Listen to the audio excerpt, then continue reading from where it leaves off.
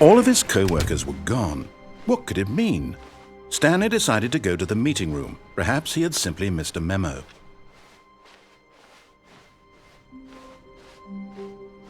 When Stanley came to a set of 2 open doors, he entered the door on his left.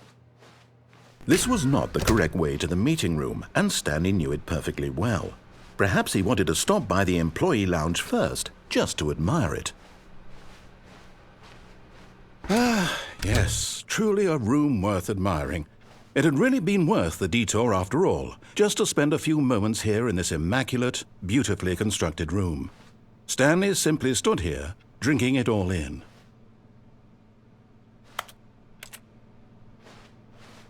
But eager to get back to business, Stanley took the first open door on his left.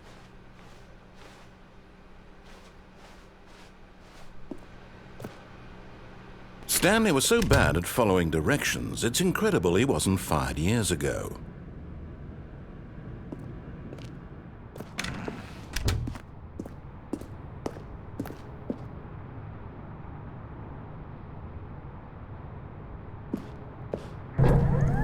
Look, Stanley, I think perhaps we've gotten off on the wrong foot here. I'm not your enemy, really, I'm not. I realize that investing your trust in someone else can be difficult, but the fact is that the story has been about nothing but you all this time. There's someone you've been neglecting, Stanley. Someone you've forgotten about. Please, stop trying to make every decision by yourself. Now, I'm not asking for me, I'm asking for her. This is it, Stanley. Your chance to redeem yourself, to put your work aside, to let her back into your life. She's been waiting. That's her, Stanley. You need to be the one to do this, to reach out to her. If you can truly place your faith in another, then pick up the phone. As Stanley picked up the phone, a white light engulfed him, filling him not just with radiance, but with hope. Hope for a life reunited one... Wait. Oh, goodness. Stanley, did you just unplug the phone? No, that wasn't supposed to be a choice. How did you do that? You actually chose incorrectly? I didn't even know that was possible. Let me double-check. No, it's definitely here, clear as day. Stanley picks up the phone. He's taken to his apartment where he finds his wife, and the two pledge themselves to one another. Music comes in, fade to white, roll credits. Not picking up the phone is actually somehow an incorrect course of action. How is that even possible? None of these decisions were supposed to mean anything. I don't understand. How on earth are you making meaningful choices? What did you... Wait a second. Did I just see... No, that's not possible. I can't believe it. How had I not noticed it sooner? You're not Stanley. You're a real person. I can't believe I was so mistaken. This is why you've been able to make correct and incorrect choices. And to think I've been letting you run around in this game for so long. If you'd made any more wrong choices, you might have negated it entirely. It's as though you completely ignored even the most basic safety protocol for real-world decision-making. Or did you not grasp the severity of the situation? Well, I won't have that kind of risk on my watch. I'm going to stop the game for a moment so we can educate you properly on safe decision-making in the real world. Please observe this helpful instructional video. Choice. It's the best part of being a real person, but if used incorrectly can also be the most dangerous. For example, in this scenario, a hypothetical real person named Rupert has a choice. He could invent a machine that eliminates food shortages across the world to make life better for all people.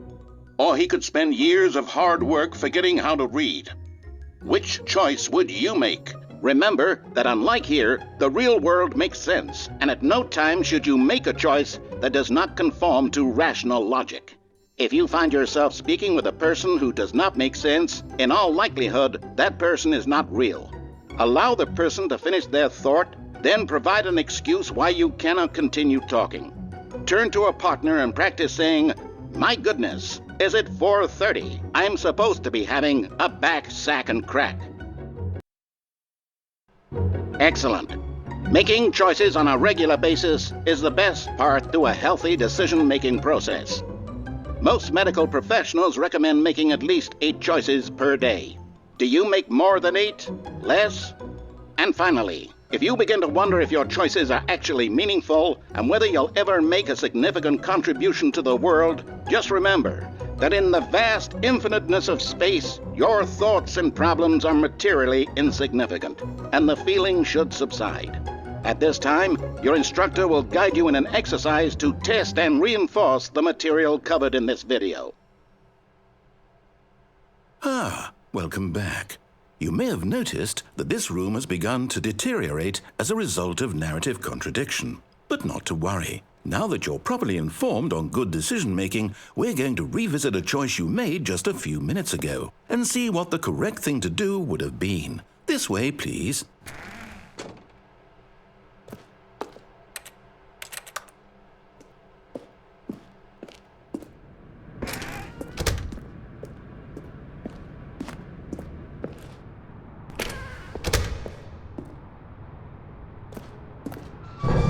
Now that we know your choices are meaningful, we can't have you jumping off the platform and dying.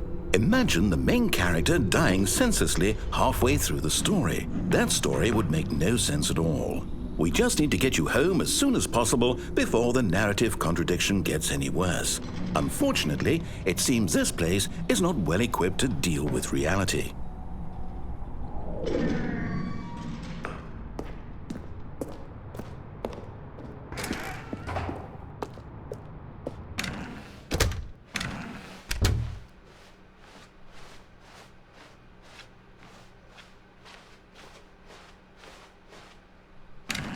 Almost there. You'll take the door on the left, back to the correct ending, the story will have resolution once again, and you'll be home free in the real world.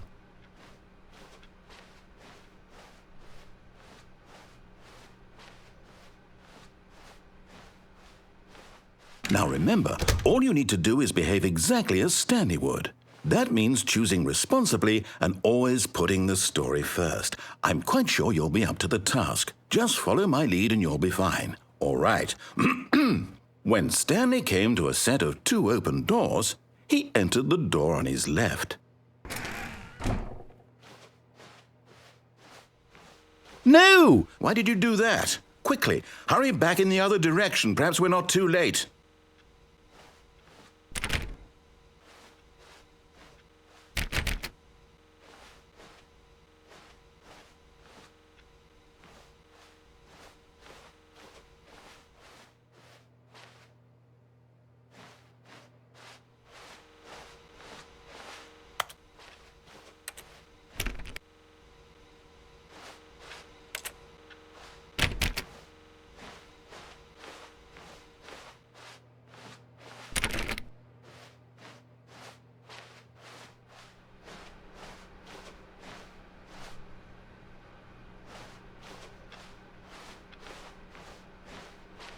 Oh, it's ruined.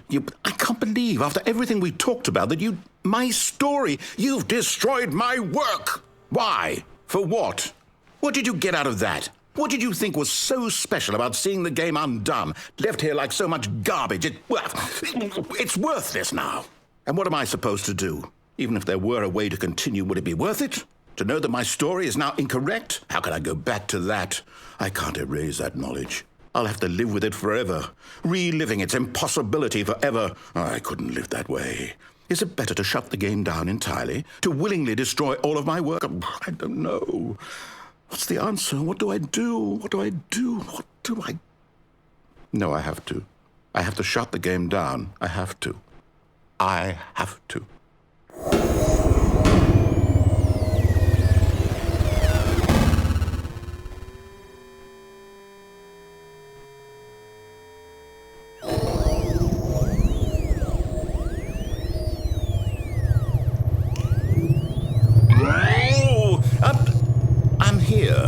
I'm still here in this pile of rubbish, with you, who thought you were so clever. Now look where we are. My entire game is destroyed. It was the only thing in the world that was mine, and you've run it into the ground. What, did you think that would be funny? You just had to see. Didn't I impress upon you how important it was to be like Stanley? He actually knows how to do what I tell him to. He understands that if I say to do something, there's a damn good reason for it.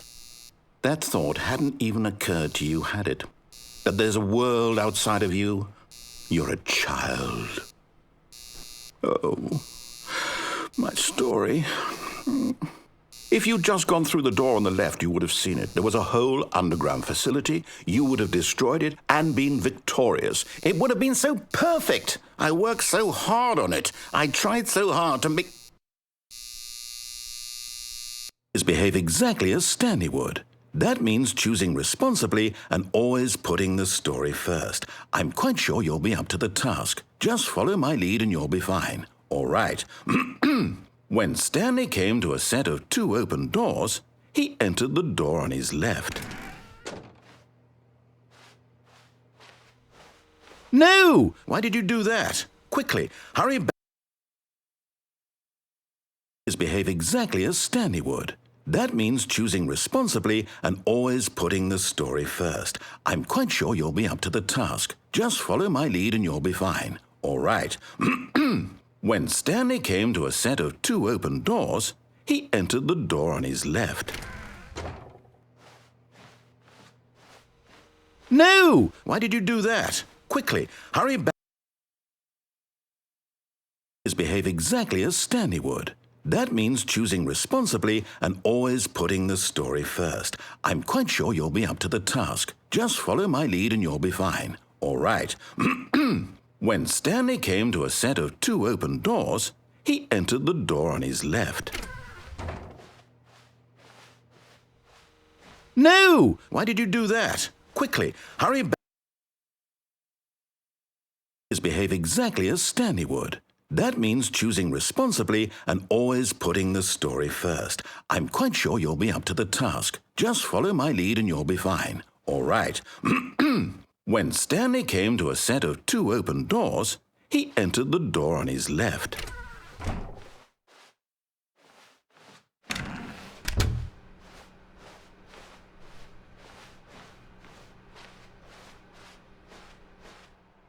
Yet there was not a single person here either.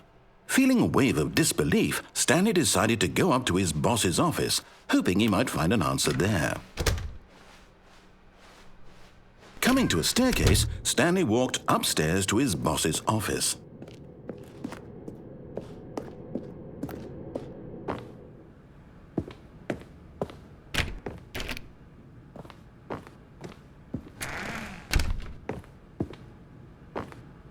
Stepping inside his manager's office, Stanley was once again stunned to discover not an indication of any human life.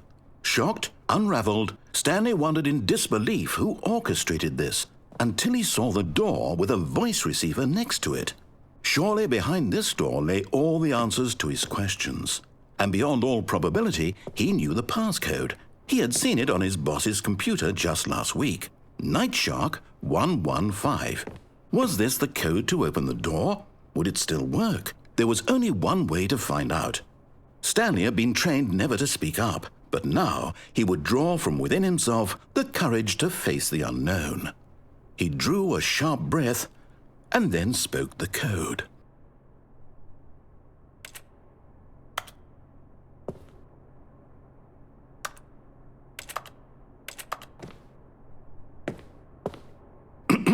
Stanley spoke the code.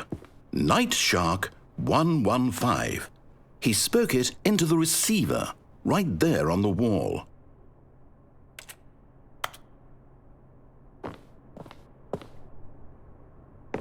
I'm sorry, is there a problem? You didn't mishear me, did you? Please speak the code into the receiver. Otherwise, we can't get on with the story. This is a crucial step.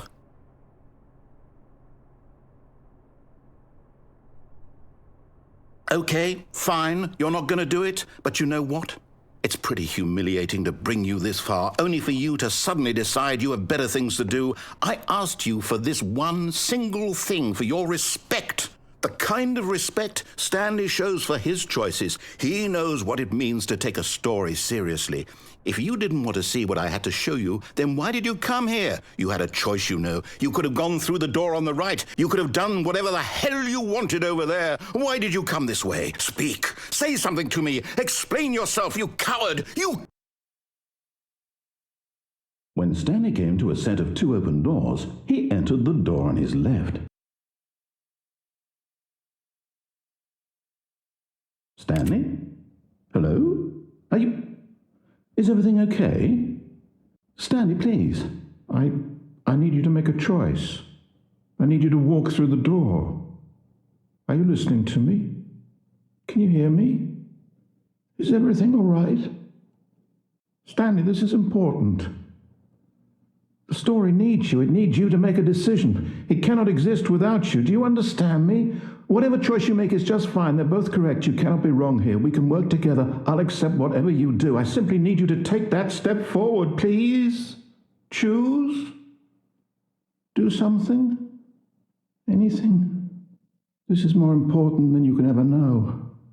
I need this. The story needs it. So, you hear me? Are you there? Are you listening to this? Stanley, are you there? Okay. It's okay, I can wait. You need time to decide. Time to make sure your choice is correct. That is the best choice. That's all right. I'll wait for you to decide what's the right thing to do. Take as much time as you need.